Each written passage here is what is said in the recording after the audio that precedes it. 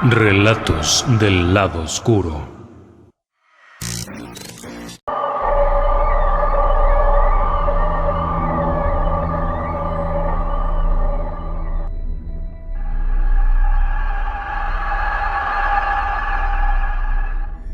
Déjeme que lo traslade a otro lugar y a otro tiempo. Es 1947, es junio de 1947 y estamos en Nuevo México, en los Estados Unidos, en un lugar muy apartado y solitario. Estamos a unos 30 kilómetros del poblado de Corona, en un área de poca vegetación, es un territorio muy amplio. A unos 70 kilómetros de Roswell, que es la población más grande de la zona. Está la zona de pruebas nucleares de White Sands, en donde se probó un par de años atrás la bomba atómica. Es un área muy peculiar del mundo. Dentro de esa zona se encuentran algunas de las instalaciones más modernas de aquel entonces, 1947. Cerca de ahí se probó la primera bomba atómica. De hecho, en Roswell, en 1947 se encontraba el Escuadrón de Bombarderos 509 en la base aérea de Roswell, RAAF. Este escuadrón fue el encargado de lanzar las bombas sobre Hiroshima y Nagasaki 2 años atrás, en el 45. Así que este no es un lugar cualquiera. Es un sitio que tiene peculiaridades únicas. Primero, es un sitio muy poco poblado. Para 1947, Roswell tendría unos 3,000 habitantes. Corona, el pequeño poblado, tendría 800. En alguna época había sido desierto. Ahora, numerosos ranchos se habían establecido en esta región, principalmente ranchos ovejeros. No es un lugar muy concurrido. Sin embargo, en 1947, más o menos el 14 de junio, más o menos porque hay muchas discrepancias en cuanto a las fechas. Tenga en cuenta que los principales actores de esta historia han muerto ya mucho tiempo atrás. Así que lo que estaremos tratando son los recuerdos de personas que los conocieron, que hablaron con ellos y algunos pocos datos sólidos que hay. Pero aquella noche del 14 de junio era una noche de tormenta. Prácticamente toda la noche había habido relámpagos, viento. Cerca de Corona, 30 kilómetros, se encontraba el rancho Foster, un rancho ovejero de una extensión increíble. Al centro del rancho Foster se encuentran las caballerizas, las instalaciones y la casa del capataz, del hombre fuerte del rancho. Es una casa muy rústica. Ten en cuenta que no había luz, no había teléfono, no había nada. Para llegar a la casa había que entrar por un camino de terracería. El hombre a cargo es Mac Brazel. Su nombre realmente era William Ware Brazel, pero alguien le puso Mac por cariño. Así que todo el mundo lo conocía como Mac Brazel, aun cuando ese no era su apellido. El hecho es que Mac Brazel está atento durante la noche por la tormenta. En un cierto momento de aquella noche, escucha un sonido muy fuerte, una especie de estallido, y después un profundo silencio, a pesar de que hay tormenta. El efecto sonoro de aquella explosión fue tal que momentáneamente todo pareció callarse salvo aquella enorme explosión. Mac Brazel, desde el pórtico de la casa de campo, puede alcanzar a ver a la gran distancia un resplandor. Después de eso todo es silencio. Los días van pasando y Mac Brazel sigue trabajando. Todo cambiaría alrededor del día 2 de julio. Mac Brazel observa que algunas de las ovejas no están siguiendo los recorridos habituales.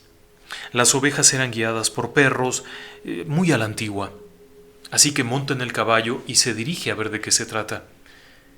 Al llegar a una cierta zona del rancho, comienza a ver algo brillante extendido en el campo. Conforme se acerca, nota que efectivamente las ovejas se quedan lejos. no se acercan a este lugar. Aun cuando tienen que cruzar por ahí para ir al abrevadero, no lo hacen, se quedan ahí. McBrazel baja del caballo y empieza a observar estos restos metálicos que hay por muchas partes. Su primera impresión es que algo del ejército se cayó. Probablemente un avión o algún cohete, alguna cosa que estaban probando en White Sands o en el Álamo, se cayó y está esparcido por todos lados.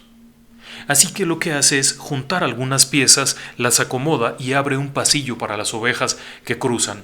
McBrazel era un tipo muy austero, muy sencillo. No había radio, no había teléfono, no había televisión, no había nada.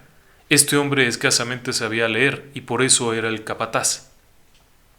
De regreso en la casa, está platicando que encontró todo esto cuando alguien le dice que había oído hablar alguno de los empleados de los platillos voladores. Alguien habría leído una noticia y esto le hace pensar a McBrazel que quizá lo que tiene ahí no es tan sencillo. Así que a la mañana siguiente toma un vehículo y se traslada a Corona. Al llegar a Corona se dirige al bar.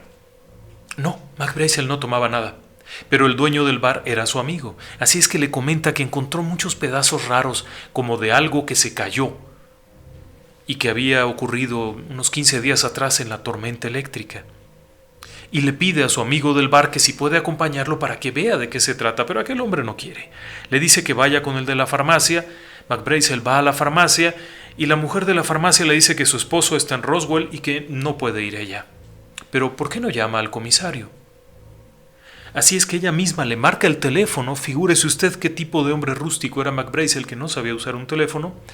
Ella marca por teléfono a la comisaría y el sheriff Wilcox es quien recibe la llamada y habla con McBrazel, que le explica en términos muy raros, porque le dice que cree que es algo secreto. Todo el asunto parecía ser de pueblo completamente. McBrazel era un hombre de lo más primitivo, de lo más rústico. No usaba luz, no usaba nada. Su familia no vivía en el rancho, su familia vivía en otra población cerca de ahí. Así es que McBrazel habla con el sheriff Wilcox y este le dice que bueno, que eche algunas cosas en su vehículo y las lleve para que las vea, porque no tiene tiempo de ir. McBrazel regresa, sigue trabajando y no sería sino hasta varios días después que va a ver a su familia y acompañado de ellos visitan el lugar. Tenga en cuenta que para este momento solamente McBrazel había visto esto. Pero en el momento que lleva a su familia, sus hijos y su esposa, su hijo Vernon y su esposa, ven aquellas cosas. Las arrojan adentro del vehículo y entonces van hasta Roswell, que estaba lejos, y se lo enseñan al sheriff. El sheriff queda muy impresionado.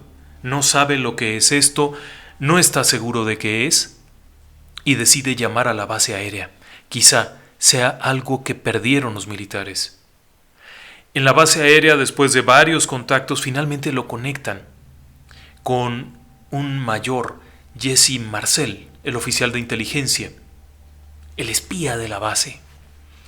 Jesse Marcel, en ese momento, un mayor de unos 40 y tantos años, era un hombre que había visto acción durante la Segunda Guerra Mundial, era parte del Escuadrón 509 de bombarderos tácticos, era un hombre muy preparado y era el oficial de inteligencia, es decir, el que investigaba las cosas, el que tenía la información, el que sabía de los temas. Cuando Wilcox le comenta todo esto, Marcel le dice que tengan las cosas en la comisaría y que él irá a ver. Inmediatamente Marcel se contacta con su jefe inmediato, que es Blanchard, y Blanchard le dice que sí, que se vaya para allá y que lo acompañe un empleado de la base que era el encargado de contraespionaje, un tal Cabot. Le estoy dando todos estos datos porque todos ellos representan figuras interesantes. Sheridan Cabot era un oficial de contraespionaje. Es decir, su trabajo era saber si lo que había ahí era ruso. Tenga en cuenta que este es el área de pruebas militares nucleares. Los norteamericanos tenían la bomba atómica, pero los rusos todavía no tenían el arma atómica, así es que eran muy cuidadosos. Cualquier cosa que fuera encontrada inmediatamente era revisada con lupa.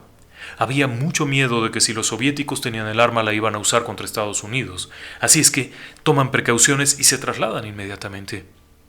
En ese momento, alguien de la estación de radio se entera de lo que ha ocurrido porque Jesse habla por teléfono para informarlo. Y entrevistan a McBrazel. Wilcox lo lleva y él declara lo que vio. Y vio objetos metálicos como nunca había visto. Nunca mencionó cadáveres. McBrazel lo único que dice es que vio un campo lleno de despojos, entre los que había objetos metálicos que parecían vigas, había trozos metálicos y había muchos objetos extraños en un campo enorme.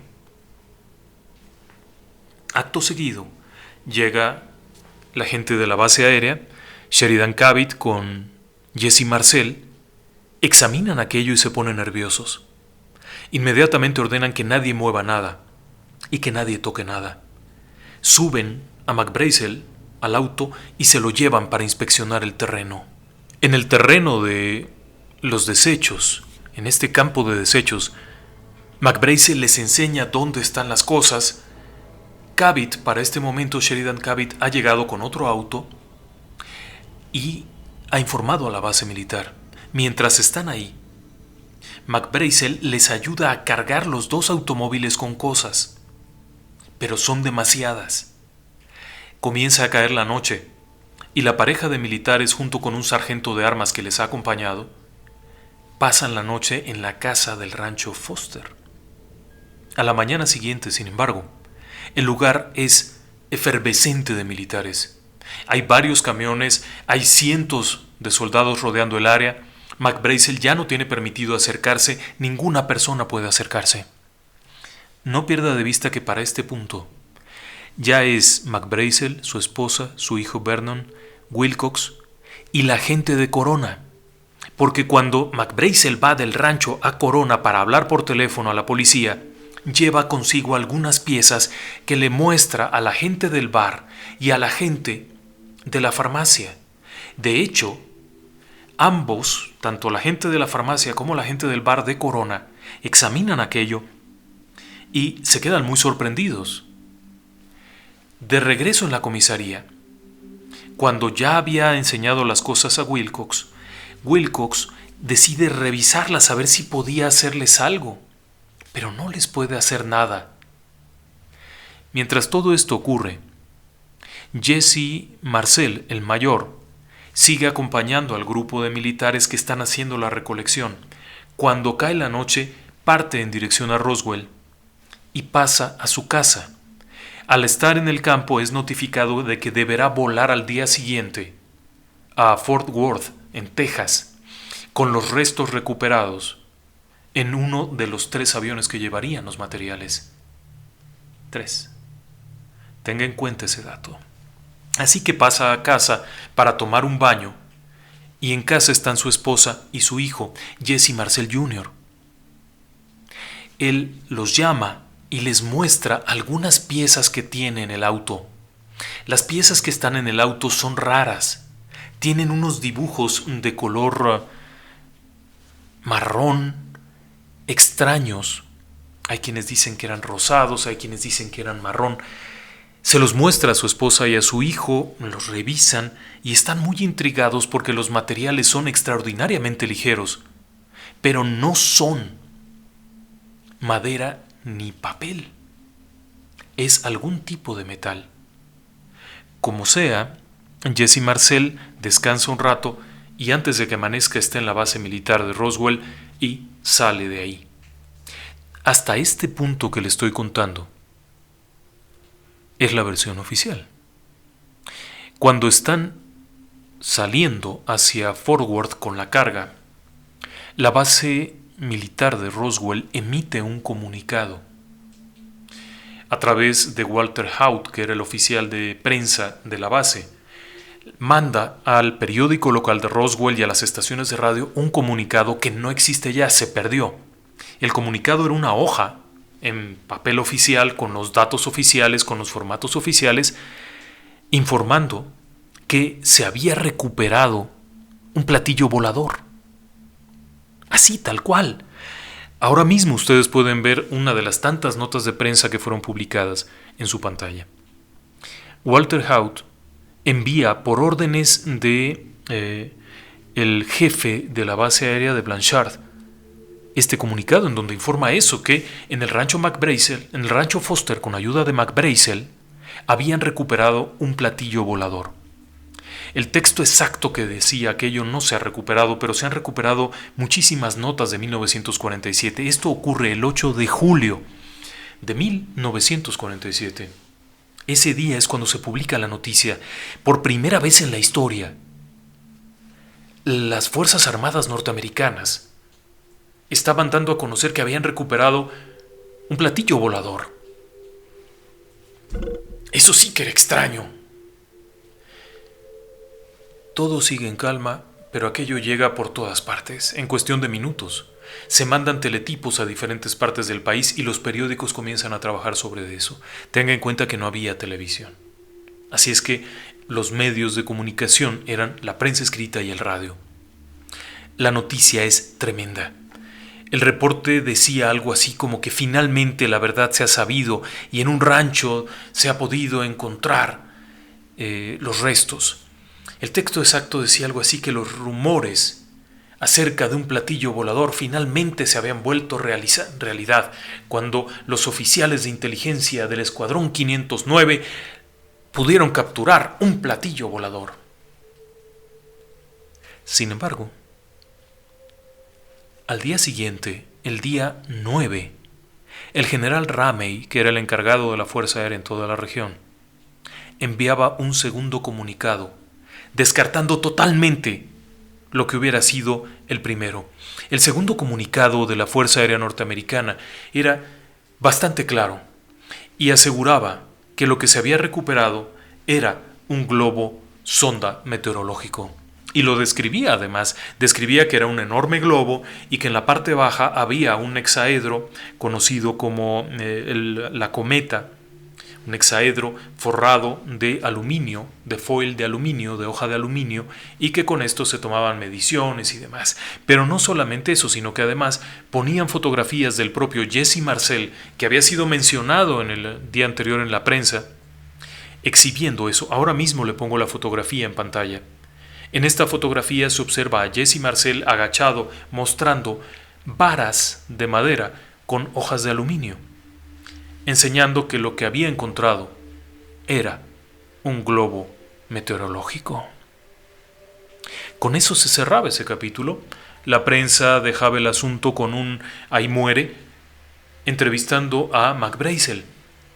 McBrazel declararía a la prensa que estaba muy apenado por haber hecho tanto ruido por algo tan tonto, que nunca debió de haber informado de esto y que se sentía muy apenado. El asunto se quedó ahí. Realmente, durante mucho tiempo, se quedó dormido. La gente creyó en lo que les habían dicho, aunque había otras voces por ahí. Había diferentes versiones. Hubo quienes aseguraban haber visto el plato volador, pero no congeniaba con lo que había dicho la Fuerza Aérea. Y en un momento en el que los Estados Unidos había salido victorioso de la Segunda Guerra Mundial, la palabra de la Fuerza Aérea era la ley. Ellos habían ganado la guerra. Nuevo México había creado la bomba atómica. ¿Por qué no creerle a la Fuerza Aérea? Y el asunto se quedó dormido. Totalmente dormido. Nadie fue a investigar.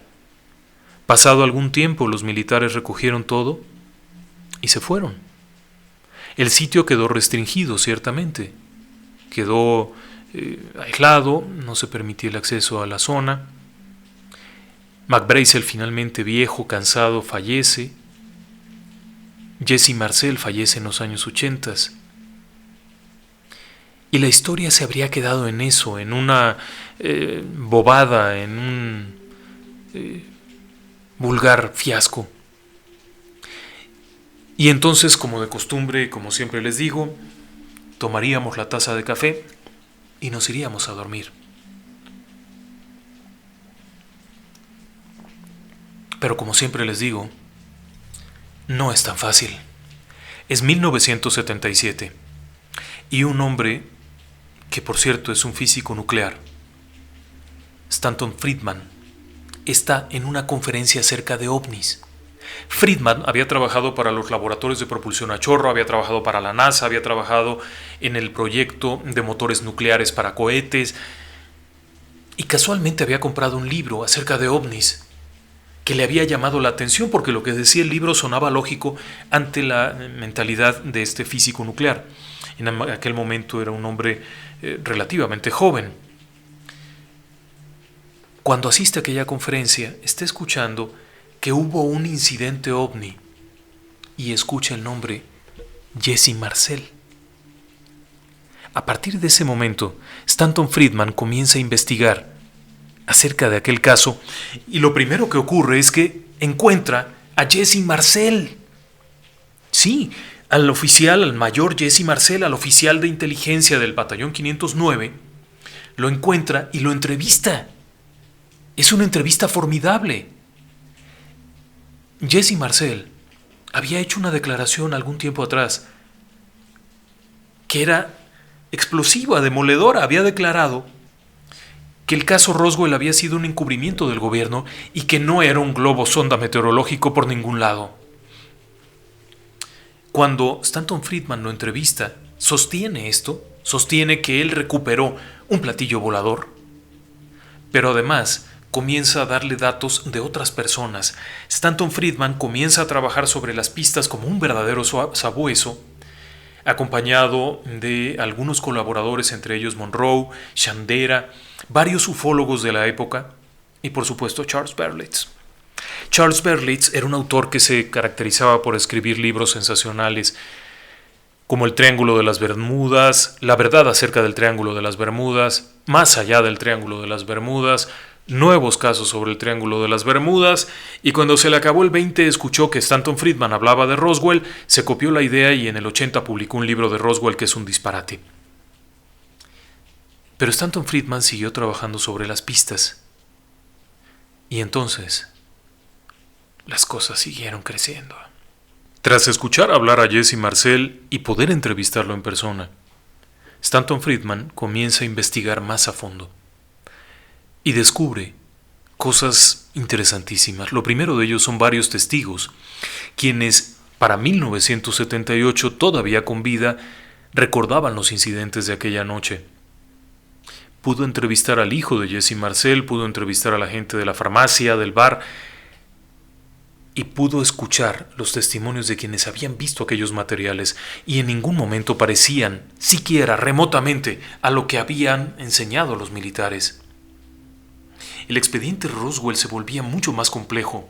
Cada vez que caminaba hacia algo, se topaba con algo diferente. Friedman, quien había trabajado manejando documentos, sabía dónde buscar documentos.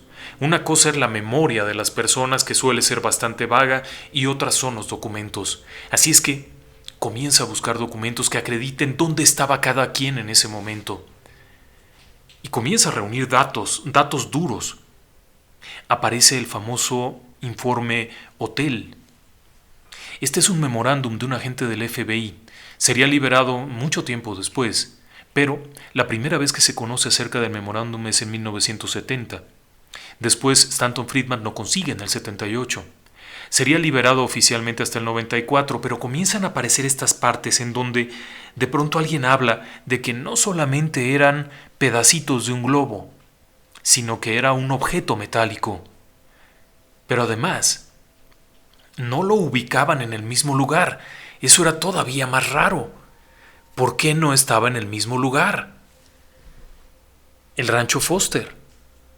De pronto Stanton Friedman se topa con que hay reportes de personas, por ejemplo los Anderson, que era gente de Roswell, lo ubican en las llanuras de San Agustín, que está a otro lado. Pero eso no es todo. Se da cuenta que también hay un reporte de militares en otra región, conocida como San Antonio, Nuevo México, tan tempranamente como 1945, en agosto. Hay muchos reportes ahí, hay algo que no cuadra por ninguna parte, y es que, en tanto los militares aseguraban que todo esto había sido una confusión y que Roswell era un invento de alguien que no supo lo que tenía en las manos, Stanton Friedman comienza a descifrar un catálogo de eventos que lo llevaría a descubrir no solamente que había algo más, sino que había algunos más, y que el caso Roswell había despertado toda una acción de encubrimiento conocida como el Majestic 12, MJ-12, uno de los episodios más críptidos que pueda haber. Stanton Friedman descubre en uno de tantos memorándums en una biblioteca en los Estados Unidos, en una biblioteca del Congreso, un memorándum en donde el presidente Truman ordenaba la formación del grupo MJ-12 y estaba relacionado con Roswell. Pero eso no es todo. Las cosas comienzan a parecer salteadas de un lado a otro. Todo parecía ser una maniobra estratégica. Los restos del rancho Foster no eran tan importantes. Jesse Marcel reconocía que eran trozos metálicos, que había cientos de ellos por todas partes. Textualmente lo dice durante una entrevista. Había cientos. Barras metálicas, trozos de aluminio, objetos. ¿No estaba ningún aparato completo? No. Sin embargo, conforme Friedman avanza y otros investigadores se involucran, descubren que no solamente había, sino que hay gente que habla de cadáveres. Sí, de cuerpos. Entonces el caso Roswell recubre una importancia increíble, porque ya no se trataba solamente de pedacitos de aluminio regados en un terreno. Y entonces viene el otro incidente. El primer incidente mayor fue en San Antonio, Nuevo México. En agosto del 45, 2 niños descubrieron un objeto con forma de aguacate clavado en la tierra. Era un objeto grande, probablemente de unos 10 metros de largo y unos 8 metros de ancho. Pensaron en un primer momento que era un avión que había caído. Cuando vuelven a decirle a sus padres que está eso ahí, varias personas de la comunidad se acercan a ver de qué se trata y se llevan la sorpresa de que hay militares rodeando aquello. De acuerdo con el testimonio de estas personas que vieron aquello y que sería recuperado hasta los años 70, los militares informaron que había caído un avión de prueba. Sonaba lógico, excepto que en aquel entonces los aviones no eran así. Pero el caso fue desechado totalmente en su momento y nunca se interpretó como un caso ovni. Sin embargo, el siguiente caso fue el de las llanuras de San Agustín. Este es el caso realmente importante de Roswell. San Agustín no está en Roswell. Está más bien cerca de Socorro, también en Nuevo México. Es una zona semidesértica muy amplia. Y ahí se dio el caso importante. Sí, el caso importante no es el de McBrazel. El caso de McBrazel fue al que se le dio toda la publicidad, en donde toda la Fuerza Aérea intervino y se vio y se movió. Pero el caso fuerte es el de las llanuras de San Agustín. Verá, el de las llanuras de San Agustín ocurrió más o menos al mismo tiempo. Entre el 1 y el 2 de julio de 1947, una familia, la familia Anderson, se encontraba trasladándose desde Roswell hacia Socorro, cuando, a la distancia, observaron algo de movimiento y deciden detenerse. Bajan del automóvil y caminan para ver de qué se trata. Es 1947, la gente no tenía miedo de que los asaltaran. A la distancia observan que se encuentra una camioneta del UGS, US Geological Survey. Es un departamento del gobierno norteamericano que en ese momento estaba haciendo un estudio de conservación de suelos. Pero también hay otro grupo de personas ahí. Se acercan y observan. Este es el caso fuerte. Un objeto que fue descrito como circular, de unos 8 metros o 9 de diámetro. Estaba parcialmente clavado en la ladera, como se observa en el diagrama, y había 2 cuerpos o 3 tirados abajo y un ser vivo. Ninguno de ellos eran seres humanos. La apariencia general fue descrita como muy pequeños, 1,20 m a lo sumo, muy compactos, muy enjutos, envueltos en una especie de traje totalmente cerrado que no permitía discernir sobre botones, cierres, botas, zapatos, nada. Todo era de una sola pieza. La cabeza era anormalmente grande, los ojos eran anormalmente grandes, había ausencia de pabellones, ausencia de nariz y un detalle que es trascendente era la forma de las manos. Los testigos se acercaron lo suficiente. Tenga en cuenta que entre los testigos estaba la familia Anderson, pero también estaba Barney Barnett. Barnett era uno de los ingenieros del USGS, US Geological Survey, y estaba ahí trabajando, haciendo un sondeo de suelos. Se acercó lo suficiente para verlo. Pero eso no es todo. También se encontraba por ahí un grupo de estudiantes de arqueología, quienes habían ido a las llanuras de San Agustín a estudiar unos restos arqueológicos que hay en aquella zona y se habían acercado ahí. El grupo resultaba ser numeroso, deben de haber sido unas 10 o 12 personas, viendo lo que había ocurrido. Estando allí, repentinamente comienzan a llegar militares. Los militares reúnen al grupo de personas, los aíslan. Tenga en cuenta que había niños pertenecientes a la familia Anderson. Los aíslan y comienzan a rodear el sitio. Minutos después aparece un enorme camión, un tipo de tráiler, una grúa y varios vehículos militares más que se encargan de retirar aquello. Las personas que estuvieron en ese momento recibieron indicaciones muy precisas de guardar silencio. En los testimonios dados en los años 70, principalmente ya de los descendientes de aquella gente, se aclaraba que la Guardia Militar les advirtió que esto era un tema de vida o muerte, que si alguien hablaba de esto, encontraría la muerte. Posteriormente fueron dejados en libertad. Pero durante los años siguientes constantemente había visitas, por supuesto, hombres de negro. De ahí surge la leyenda de los hombres de negro, quienes visitaban a los testigos de aquel acontecimiento. El asunto quedó ahí y no se habló nada del incidente de las praderas de las llanuras de San Agustín. Con el paso del tiempo, sin embargo, comenzó a oírse de este tema. Era el tema fuerte. Roswell había ocupado los primeros escenarios, las luces, las noticias, pero lo de San Agustín quedó en el más absoluto silencio. La prensa de 1947 no tuvo conocimiento de esto, no supo nada.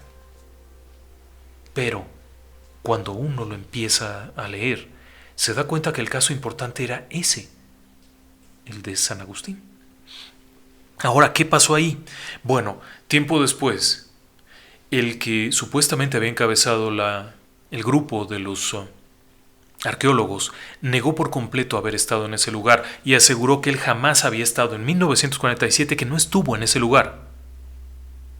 Desafortunadamente para él, existen documentos que aclaraban que sí había estado. El caso de las llanuras de San Agustín es todavía más importante. El arqueólogo que en ese momento estaba ahí era el candidato a doctor en arqueología Herbert Dick. Dick, cuando posteriormente, ya en los años 70, fue entrevistado por Friedman para preguntarle qué es lo que había visto, negó categóricamente haber estado ahí.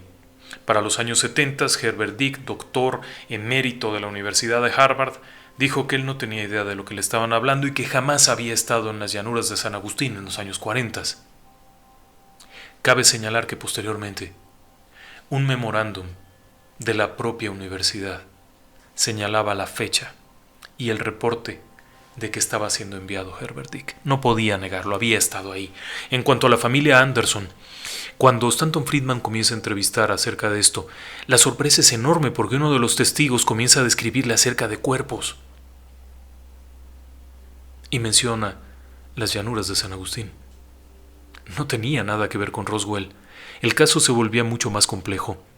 De acuerdo con esto, las descripciones hechas eran la de un objeto completo, grande que se había clavado prácticamente en la tierra. Haciendo una relación de acontecimientos, aquello cobraba mayor fuerza, pero también muchas preguntas. Según parece, la propia carretera había sido cerrada durante varios días. La carretera por donde los Anderson habían pasado había sido cerrada por los militares, quienes mantenían un control muy estrecho de la zona. Posteriormente hubo otro incidente. Tras el incidente de los primeros días de julio del 47 en las llanuras de San Agustín, hubo otro caso que fue mencionado por la fuerza militar durante una entrevista. Este caso, conocido como el caso alternativo de Roswell, se cree que pudo haber ocurrido en los mismos días, alrededor del 4, y fue cerca de ahí, pero al sur. Otro de los incidentes que se fueron descubriendo conforme se avanzaba y se entrevistaba a testigos y se tomaba conocimiento de los archivos militares en la Biblioteca del Congreso, en la Biblioteca Benjamin Franklin, en la Biblioteca Truman, en la Roosevelt. En todos estos lugares se guardaban documentos que no estaban clasificados como secretos. El chiste aquí era leer los detalles pequeños, como por ejemplo, el reporte de envío de tropas. Las autoridades militares habían negado categóricamente que hubiera habido algo más. Sin embargo, había una hoja con un reporte de salida de camiones que incluían una plataforma para vehículos pesados y grúas. El 3 de julio del 47. Paralelamente había una serie de datos extraordinarios. Por ejemplo, uno de los testigos aseguraba haber visto al presidente Truman estar en el sitio del accidente de San Agustín. Es muy poco probable eso, pero casualmente Barney Barnett, el ingeniero del USGS, era muy parecido al presidente Truman. Era un tipo alto y muy parecido físicamente, y solía vestir de corbata. Así es que había muchos detalles. Los otros casos que hubo fue, por ejemplo, el caso conocido como el de las montañas Capitán, un caso del que no se tiene mucha información, y otro que es conocido como el caso de Aztec. Este último siempre ha generado mucha desconfianza. Hay poca información, ninguno de los testigos originales de Roswell, de Socorro o de Corona conocieron de ese caso, y muy probablemente haya sido un caso inventado. Se utilizó para fines mediáticos. El caso Roswell fue desmentido. En el año 94 hubo un reporte especial de parte del gobierno norteamericano con toda la información. El reporte señalaba que el incidente en realidad no había sido un globo sonda meteorológico, sino un globo del proyecto Mogul. Y aseguraban que el proyecto Mogul era un proyecto ultra secreto en 1947.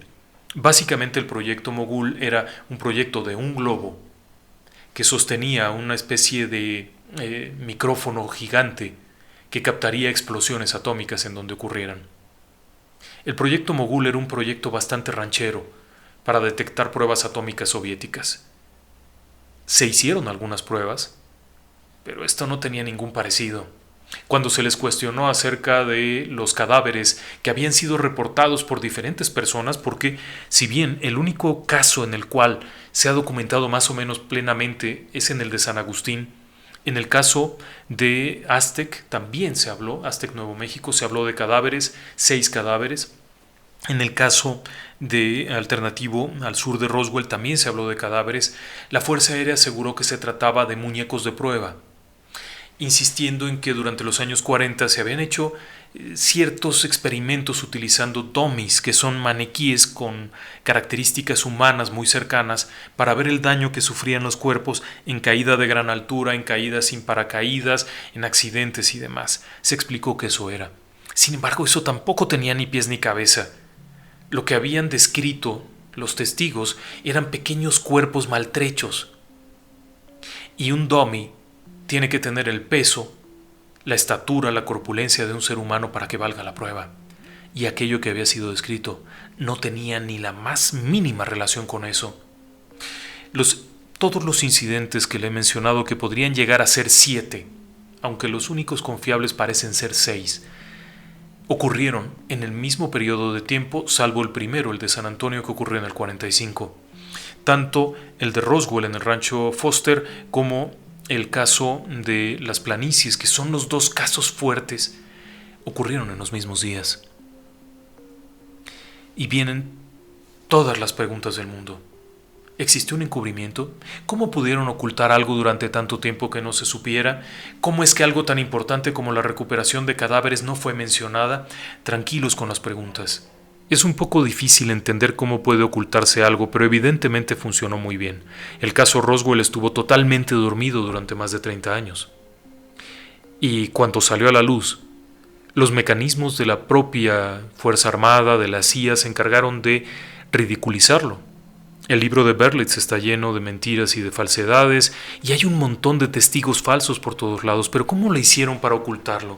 Si se recuperaron cadáveres, alguien tendría que haberlos visto, ¿no? ¿Qué pasaría en una base militar en donde vieron cientos de cadáveres?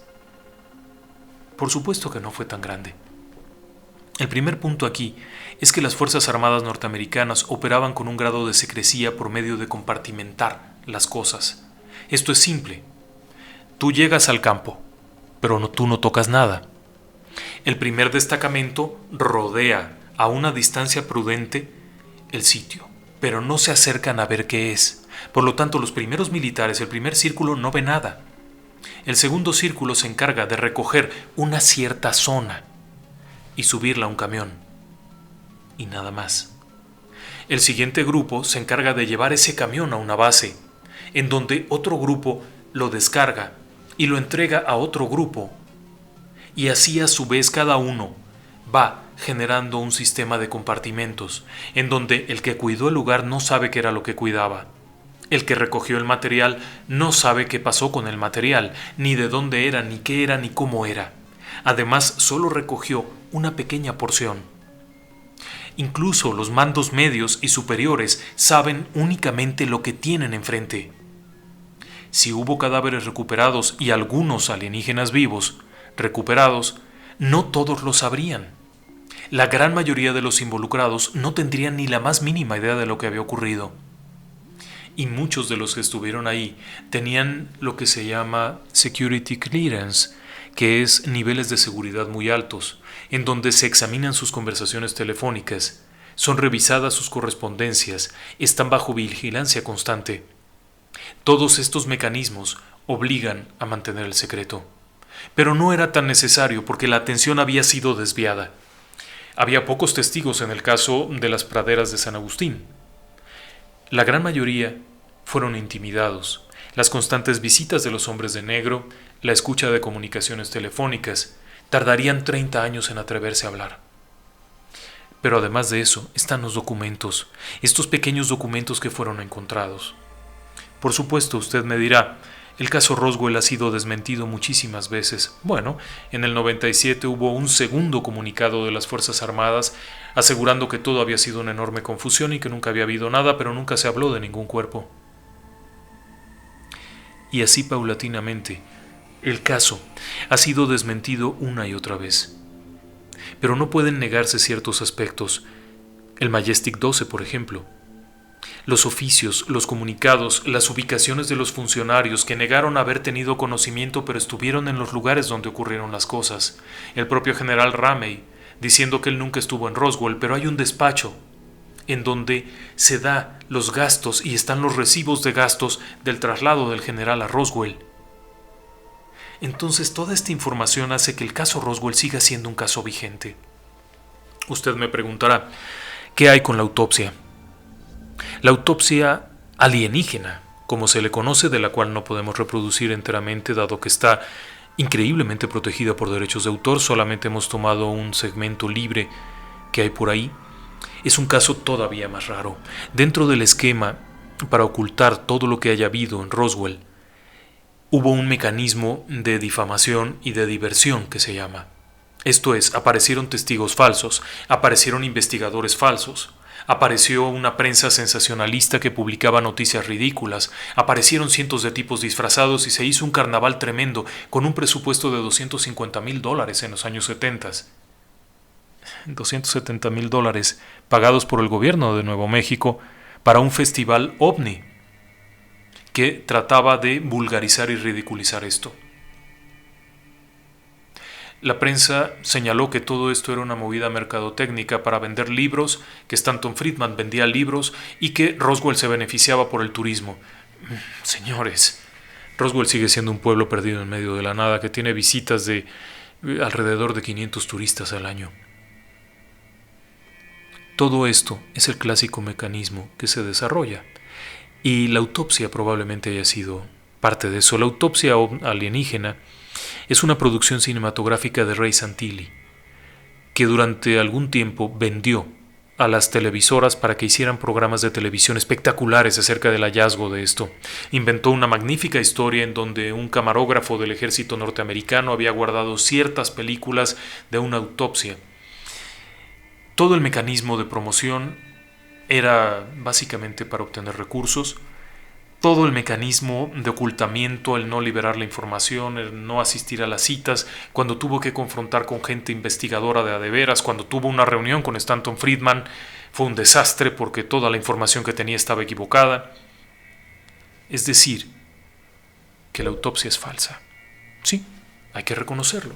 La autopsia alienígena es una producción cinematográfica. Ray Santilli lo reconocería tiempo después, aunque siempre aseguró que él había visto la auténtica. La autopsia no se realizó en Roswell, no se realizó en Socorro ni en Corona, como aseguraba este hombre en las diferentes ocasiones que habló del tema. La autopsia se realizó en Fort Worth, en la base militar de Fort Worth, en Texas. Todos los restos fueron trasladados allá por seguridad. No existía todavía el Área 51. Por lo tanto, fueron trasladados y ahí se realizó lo que se tenía que realizar. La autopsia alien es una creación, así es que hay que dejarla de lado. Una de las preguntas que siempre está en el aire es ¿cómo pudo ocurrir que un alienígena que ha viajado millones de años luz para llegar hasta la Tierra, llega a la Tierra y se le descompone el aparato y se estrella? La siguiente pregunta es ¿cómo pudieron estrellarse varios aparatos? ¿Es posible que uno se descompusiera, pero todos? ¿Qué clase de alienígenas tan primitivos y tontos que traen naves que se descomponen y se estrellan? Es absurdo. Viajar tantos millones de kilómetros para que viniera aquí y se les ponchara la llanta y se accidentaran no tiene sentido. Bien. Son las preguntas clásicas. Primero, nadie venía de millones de años luz. Los aparatos, de acuerdo con algunos teóricos, serían exploradoras, scouts, aparatos pequeños diseñados para viajar cortas distancias y echar un vistazo, mientras una nodriza estaría afuera. Segundo, ¿por qué se estrellaron? Durante algún tiempo, en esta región de Nuevo México se establecieron sistemas de radar directo muy poderosos. Esta era la zona clave, por eso le insistía mucho. Esta zona de Estados Unidos fue la zona de las pruebas atómicas, era la zona de las pruebas de aviones ultrasecretos. Los primeros aviones jet de combate fueron probados en estas áreas, en la frontera entre Nevada, Nuevo México, Colorado, Arizona. Toda esta región estaba muy protegida. Por eso, en los años 40 se establecieron estaciones de radar directo. Esto es, a diferencia de los radares actuales civiles que captan la señal que emite un avión y la plasman en una pantalla, los radares directos emitían un pulso que abarcaba grandes distancias y cualquier objeto que estuviera arriba del nivel del suelo sería detectado. El objetivo de esto era detectar desde un globo, un avión, cualquier cosa que estuviera arriba del nivel del suelo sería detectado. Eran muy poderosos. En 1947, una específica unidad fue trasladada cerca de Roswell. Era conocida como la unidad móvil, y esto se debía a que en el 47 se estaban haciendo preparativos para una serie de pruebas en la base aérea Roswell de aparatos nuevos con características atómicas. Y por supuesto los norteamericanos querían estar protegidos de cualquier espionaje. Un avión militar soviético que pasara por ahí, podría ser. Este aparato, el radar, emitía un pulso muy poderoso, tanto que cuando se prendió la primera vez, las emisoras de radio locales de Roswell, de Corona, de todas estas poblaciones, tuvieron interferencias que impedían que se escuchara su señal. Hay constancia de eso. Por otro lado, hay registros de notificaciones de estos sitios de radar que habían venido siguiendo objetos desconocidos en 1947 y en 1945. pero específicamente en julio del 47 hay varios documentos que fueron recuperados por Friedman que hablaban del seguimiento de objetos no reconocidos que habían desaparecido de las pantallas. Una de las posibilidades más importantes es que, en medio de una noche de tormenta, en oscuridad total, el pulso eléctrico emitido por estas poderosas estaciones de radar, tan primitivas y tan tóxicas porque finalmente hacían daño hasta las personas que estaban ahí, hayan sido las causantes. Por eso la coincidencia de fechas. El accidente de Roswell, el accidente de las llanuras de San Agustín, el accidente del sureste de Roswell, todos coinciden en el tiempo, en las mismas fechas, casualmente, cuando la unidad móvil de radar estaba en la zona. Así es que no habrían venido desde los confines más remotos del universo para estrellarse en Roswell. Se habían acercado ahí y probablemente desconocían estos aparatos que afectaron sus controles y los derribaron. Por último, usted se preguntará, ¿por qué ahí? ¿Por qué vendrían los alienígenas ahí? Es otra de las preguntas clásicas de cualquier conferencia acerca de ovnis, y la razón es igual de sencilla. El único lugar en la Tierra donde se hacían pruebas nucleares era ahí. La región del Lomo Gordo, la región de Trinity, donde se hicieron las pruebas. Nuevo México tenía el único escuadrón nuclear. El lugar perfecto para echar un vistazo. Por ende, era el lugar clave para ir a verlo. Por otro lado, las unidades de radar que estaban establecidas en este triángulo de esta zona de Nuevo México eran tan poderosas que se podían captar sus señales hasta Alaska. Si usted es un alienígena que está echando un ojito a ver qué está pasando en el planeta Tierra, iría ahí, seguramente. Pero, por supuesto, esa es mi opinión. Solamente que no soy el único que ha creído eso. A lo largo de los años ha habido numerosos investigadores muy formales, desde Jaime Shandera, Stanton Friedman, Jaime Sierra, el español investigador de fenómenos ovnis durante muchos años, y muchos otros que dedicaron parte de su vida a sondear este caso. También ha habido verdaderos bufones del tema que se han dedicado a desmitificarlo y a inventar historias falsas y a presentar cosas como la de Ray Santilli, esta autopsia alienígena. Pero yo creo que algo hubo ahí y que en algún momento se liberará una verdad acerca de esto. Y no creo que esté muy lejos. Los testimonios eran bastante sólidos, bastante consistentes. Desafortunadamente, conforme va pasando el tiempo, están ocurriendo dos cosas muy tristes. La primera de ellas, la muerte de algunos de los investigadores. Stanton Friedman, a quien tuve el honor de conocer muy al final de su vida, falleció en el 2019 a los 84 años.